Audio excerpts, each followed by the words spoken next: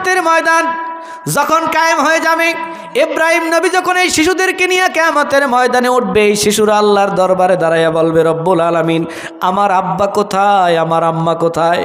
আল্লাহ রাব্বুল আলামিন তখন ফেরেশতাদেরকে বলবে, দেখো এই শিশুর মা বাপ কোথায়? ফেরেশতারা বলবে, আল্লাহ এই শিশুর মা বাপ তো জাহান্নামে চলে গেছে। আল্লাহ পাক দুইজন ফেরেশতাকে ডাক দিয়া বলবেন, এদিকে আয়। একজন বাপ হ, একজন মা হ, এই সন্তানের সামনে দাঁড়া। এ আমার নিষ্পাপ বান্দা, এর নৈরাশ করা যাবে না। একজনারে বাপ সাজাইবে, একজনারে মা সাজাইবে। আল্লাহ পারে কি পারে না? এবার শিশু ব্যক্তি মা বাপ দেখে খুশি হইয়া আনন্দে আত্মহারা হইয়া লাভ দিয়া মায়ের কোলে উঠবে। মায়ের মুখের সাথে মুখ মিলাই একটা চুম্মা দিয়া, নাকের সাথে নাক মিলাই একটা শ্বাস টানিয়া মুখটা বেজার করে আস্তে করে নেমে আসবে। নবীজি বলেন, এরপর ওই শিশুটা বাবার কোলে উঠবে, মুখের সাথে মুখ লাগাইয়া, নাকের সাথে নাক লাগাইয়া একটা ঘ্রাণ নিয়ে মুখটা বেজার করে আসবে। আল্লাহ পাক ডাক দিয়ে বলবে, রে আমার শিশু বান্দা, মা বাপ চাইছো, মা বাপ দিছি, এবার তোমার খুশি হওয়ার কথা, তোমার মুখটা কেন বেজার হইয়া গেল? ওই শিশু কাঁদবে আর বলবে, রব্বুল আলামিন মাফ কইরা দেন আমারে, আপনি যাদেরকে আমার সামনে আনছেন এরা কেহই আমার মা বাপ না। আল্লাহ পাক বলবেন, কেমনে বুঝলেন? শিশু ডাক দিয়ে বলবে, রব্বুল আলামিন দুনিয়ায় 3 বছর বয়সের সময়, 2 বছর 6 মাস 9 মাস 7 বছর বয়সের সময় আমি যখন মারা গেছি, আমার বাবার কলিজাটা ছিঁড়ে গেছে, পুড়ে গেছে। আমি যখন আমার মায়ের সামনে মারা গেছি, আমার মায়ের কলিজা আগুন লেগেছে। আমার লাশ নিয়ে যখন কবরে আমার বাবা আমাকে মাটি দিছে, আমার বাবার কলিজাটা পুরে ছারখার হয়ে গেছে। ওই কলিজা পোড়া গন্ধ আমি আমার মায়ের নাকের মধ্যে খুঁজছি কিন্তু পাই নাই। ওই কলিজা পোড়া আর্তনাদ আমার বাবার নাকে খুঁজছি, পাই নাই। আমি নিশ্চিত হয়ে গেলাম এরা আমার মা না, এরা আমার বাবা না। আল্লাহ পাক বলেন, আমার ফেরেশতা, আমার এই বান্দা বড় চালাক, এরে তো এইভাবে বুঝ দিলে হবে না, এর সাথে প্রতারণা করা যাবে না। যা জাহান্নামে গেলে কিছু হবে না, তাড়াতাড়ি করে জাহান্নাম থেকে এর মা বাপকে নিয়ে আয়।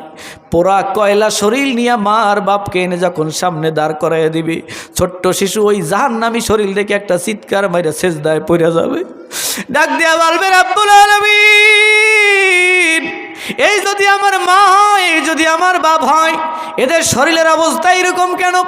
শরীরগুলো পুরে পুরে কয়লা হয়ে গেল কেন?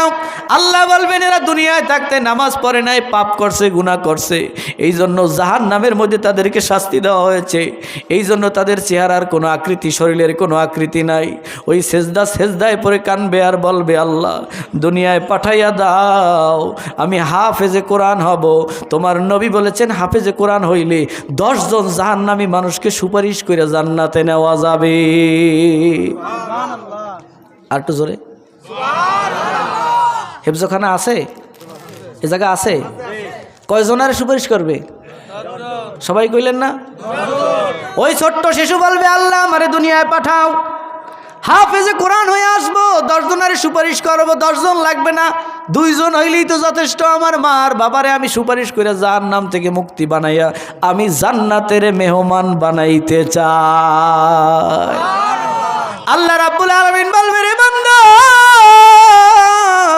আমি আল্লাহর চূড়ান্ত সিদ্ধান্ত এবং ফয়সালা, কিয়ামত কায়েম হয়ে গেছে, আর দুনিয়ায় যাওয়ার কোনো সুযোগ নাই।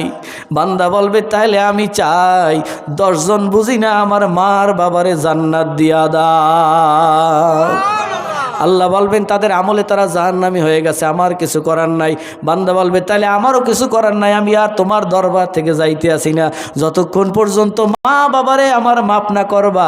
হয়তো মা বাপরে মাপ করবা, নয়তো দুনিয়ায় পাঠাইয়া আমারে হাফেজে কোরআন বানাবা, আলেম বানাবা, ওলি বানাবা। আমার মা বাপকে আমি নিয়ে জান্নাতে যেতে চাই। আল্লাহ রাব্বুল আলামিন দেখবেন বান্দা নাসর ছাড়ে না। এক পর্যায়ে আল্লাহ পাক ডাক দিয়ে বলবে, রে ফেরেশতারা, তাড়াতাড়ি এই বান্দারে নিয়া ওর মা বাপ সহ জান্নাতের নহরুল হায়াতের মধ্যে গোসল করাইয়া, জান্নাতি পোশাক পরাইয়া জান্নাতে ঢুকাইয়া দা। নারে তাকবীর! এই জন্য আমার নবী বলেছেন, কারো যদি শিশু সন্তান মারা যায়, চিল্লাইয়া কানবা না, বিলাপ করবা না, আল্লাহ শুকরিয়া আদায় করবা। আল্লাহ শুকুর আদায় করবা, কারণ এই সন্তানটা মা বাবার জন্য কিয়ামতের ময়দানে নাজাতের ওসিলা হবে। অনেক মা বাবা আছে ছেলে সন্তান মারা গেছে, আছে না নাই? তারা যদি ঠিকমতো সুদের কারবারটা করে তাইলে বুঝি জান্নাতের ফয়সালা হবে? কি বলেন? পোলায় তো নেবেই আনে, তা সুদ খাইয়ে যাই, দুর্নীতিতে কয়দিন আসি, ঘুষ খাইয়ে যায়, চুরি করে যায়, মিথ্যা বললে যায়, কি বলেন এটা করা যাবে? ওই সন্তান যেন আল্লাহর কাছে লজ্জিত না হয়, ওই সন্তান কিয়ামতের ময়দানে আপনার নাজাতের উসিলা হবে। আপনি নেককার হওয়ার চেষ্টা করেন, আপনিও চেষ্টা করেন, আপনার সন্তানও চেষ্টা করবে, আল্লাহ আপনাকে জান্নাতি হিসাবে কবুল করবে। বলেন আমিন। নবীজি চলে গেলেন।